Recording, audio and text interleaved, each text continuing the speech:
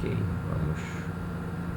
Então, gente, hoje nós iremos falar sobre os estados físicos da matéria, tá ok? De forma geral, né, existe 3 estados físicos, né? Apesar que hoje a física e a química conhecem diversos estados físicos da matéria, mas deixa eu alterar aqui.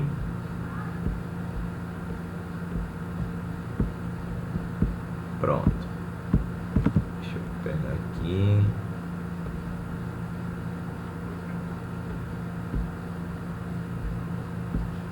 Então, assim, hoje em dia é conhecido que existe mais de um estado físico, mais de 3 estados físicos da matéria. Só que no nosso dia a dia, praticamente nós, com os nossos sentidos, só conseguimos, né, enxergar 3 desses. Dos vários, só conseguimos enxergar 3 desses. Quando eu digo enxergar, é com os nossos sentidos, nossa audição, nossa visão, paladar. Então veja, nós temos o estado sólido, o estado líquido e o estado gasoso. O estado sólido, a forma e o volume não são variáveis, né, gente? Você vê que uma pedra, se ela for uma pedra quadrada, você dificilmente consegue deformar sua forma, bem como dificilmente você irá conseguir deformar seu volume, né? Por exemplo, uma pedra de 2 toneladas, você consegue colocar dentro de uma garrafa de 2 litros? Não, né? Não consegue. Por quê? Porque o volume de um sólido, ele não é variável, bem como sua forma.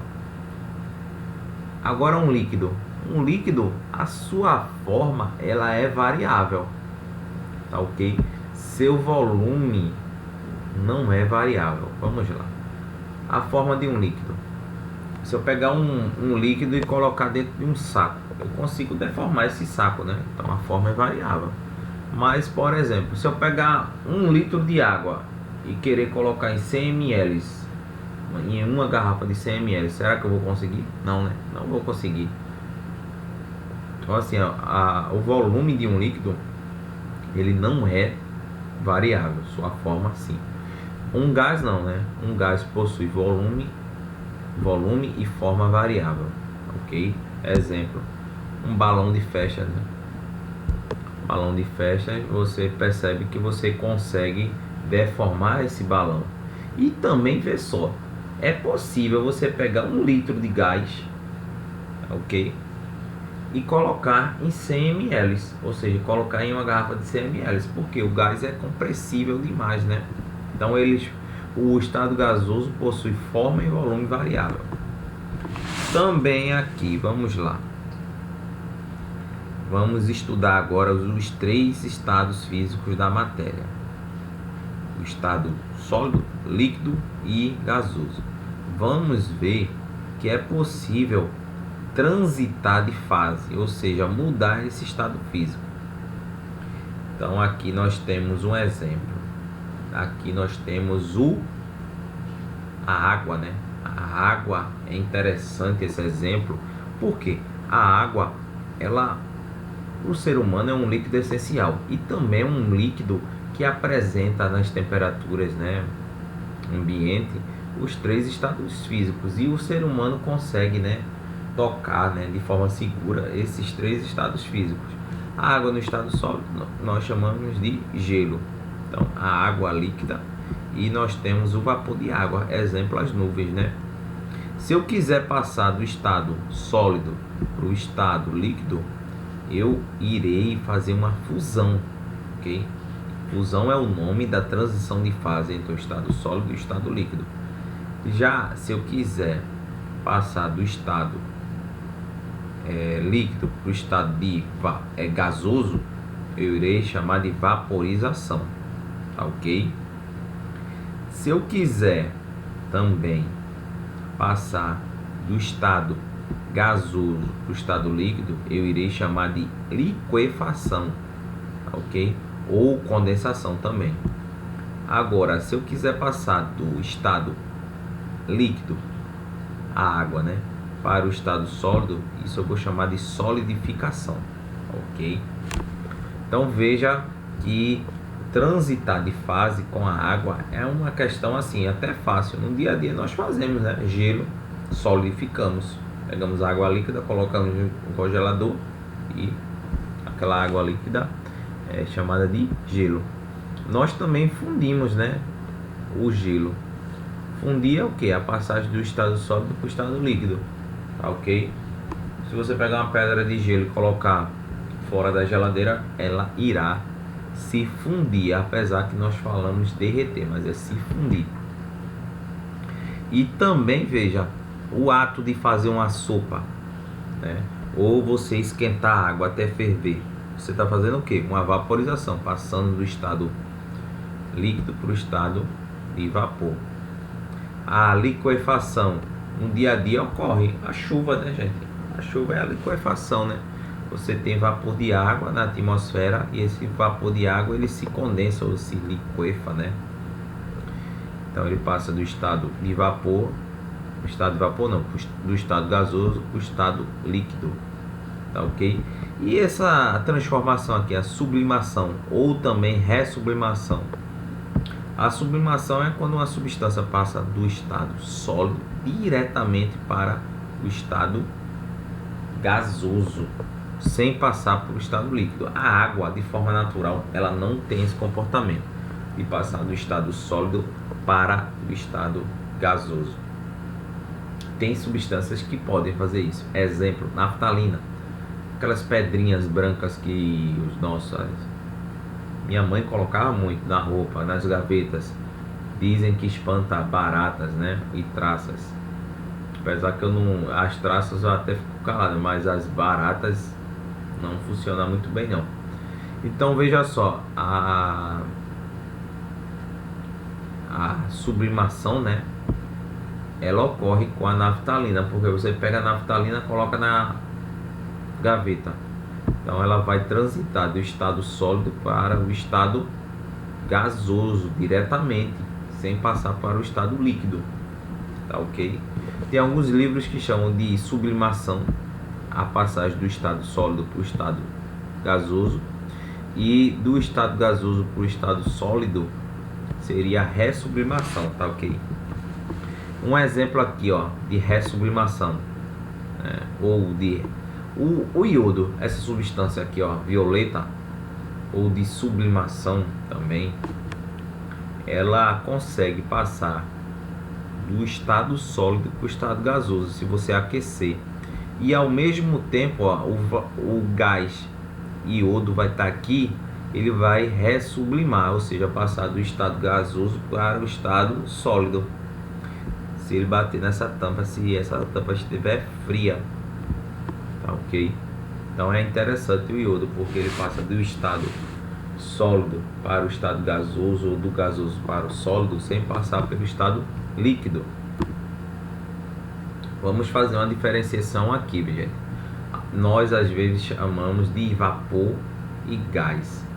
O gás é uma categoria, veja, na verdade o vapor é uma categoria de gás, ok?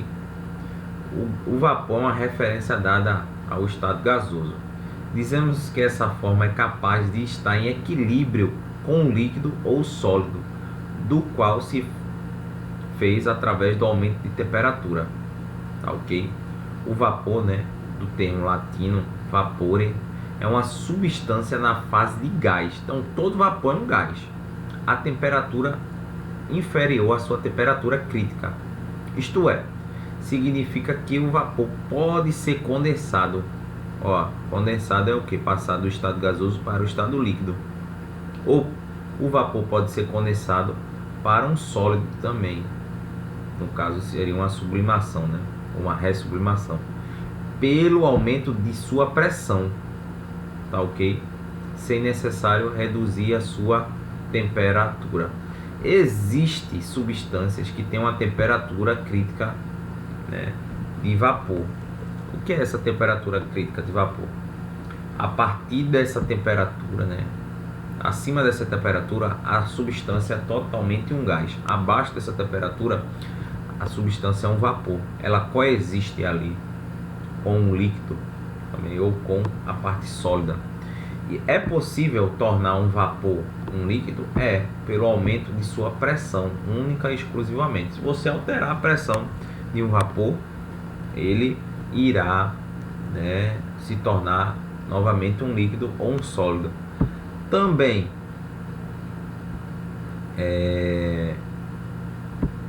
o gás já é um pouco diferente, porque o gás, né, vamos dizer aqui, ele quer fazer um gás, né? Ele quer fazer o que? Deixa eu voltar aqui. É a passagem do estado de gasoso, né, para o estado líquido. Ele quer fazer um gás, no caso, é um pouco mais complexo. Por quê? Você precisa alterar a pressão e a temperatura do gás. Porque o gás ele está acima de uma temperatura crítica dele, tá ok?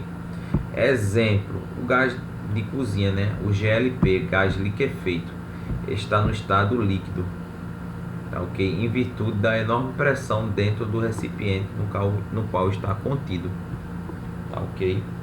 Então, assim, o botijão de gás, quando nós recebemos, né, ele na verdade nós estamos chamando de gás aquilo que está ali dentro, mas não é gás, é a substância, só que a substância no estado líquido, tá ok?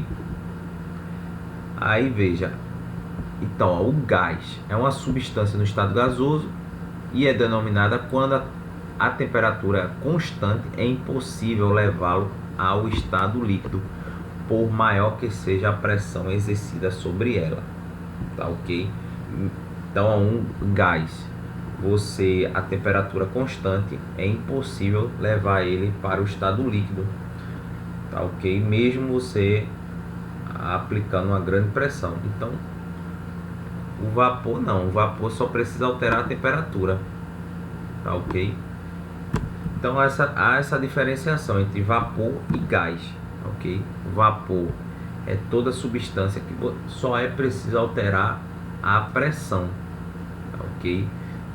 Já o gás não, você para transformar um gás em um líquido, você precisa alterar a pressão e a temperatura. O vapor você só precisa alterar a temperatura para transformá-lo em um líquido. Estados físicos da matéria, né? Então só aqui, ó, são as características dos estados físicos, né? Estado físico sólido, líquido e gasoso. As propriedades, né? Então veja, as propriedades do estado sólido apresentam forma, isso a gente já viu, né? Forma própria e volume constante. São difíceis de comprimir, então assim, são mais densos, né? A gente vai ver isso, o que é densidade, né? Do que os líquidos, e os gases. E também veja, o líquido tem um volume constante, são difíceis de comprimir, apesar que nem tanto, né? O gás tem volume variável, né? São facilmente compreensíveis, apresentam a forma do recipiente onde se encontra, né? Então a forma é variável. Aí veja, eu apresentei lá para vocês naquele diagrama de estados físicos, né? A matéria, estado sólido, estado líquido e gasoso, a questão da vaporização. A vaporização seria a passagem do estado, né, líquido para o estado gasoso. Se bem que esse termo aqui, vaporização, só seria válido para água, né? A gente tem que às vezes ser crítico, né? Porque se eu pegar outra substância, o termo correto seria a ebulição, né? Ou nem a ebulição, seria a gaseificação, né? Então assim a gente vai ver a diferença aqui, ó. Nós iremos ver a diferença entre evaporação, ebulição e calefação, ok? Então ó, a evaporação é um processo lento, é a passagem do estado líquido para o estado gasoso. É exemplo da água, né? Um lençol molhado, ele vai demorar certo tempo para enxugar. Mas quando ele enxuga, aquela água todinha foi para onde? Passou do estado líquido para o estado de vapor. A ebulição já é um processo intermediário em termos de velocidade, porque assim, dependendo da quantidade de água, né, você não consegue elevar essa água a 100 graus Celsius de forma imediata, ok? E a calefação, o que é a calefação? Já pegou uma frigideira bem quente e colocou um pinguinho de água, você observa que a gota fica praticamente dançando aqui. Então a calefação, né, é o processo de passar do estado líquido para o estado gasoso de forma rápida, tá ok? Então, ele, apesar dele chamar vaporização aqui, né, mas isso vai depender muito da substância. Então a vaporização ela pode ocorrer de três maneiras, né? Pela evaporação, ebulição e calefação.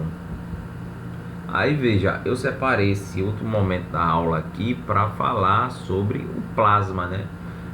Nós vimos que existem três estados físicos da matéria: o estado sólido, o estado líquido e o estado gasoso. Mas existe um quarto estado, né? Que é o plasma, ok? O plasma é um gás. Assim, eu vou explicar depois para vocês o que é um elétron, né? Mas um elétron é uma partícula fundamental que toda matéria possui. Então, o plasma trata-se de um gás em que seus elétrons foram arrancados devido a um grande aumento de sua energia, tá ok? Resumindo, gente, o estado plasmático, apesar de, né, ele não ser estudado no ensino médio, mas ele está presente no nosso dia a dia. Exemplo, né? Isso aqui é uma foto do nosso Sol, estrela, né? Sol. Ela está aqui, né? O Sol, na verdade, é uma bola de gás, só que é uma bola de gás a pressões altíssimas e a temperaturas altíssimas, fazendo com que os elétrons, né, do gás eles se desagreguem, formando o estado plasmático, tá ok? Aqui no planeta Terra nós temos exemplos de estados plasmáticos, né? Tempestades de raio, né? Lâmpadas de neon, são tudo estados plasmáticos. Então, gente, esse foi o nosso conteúdo de hoje. Muito obrigado e até a próxima.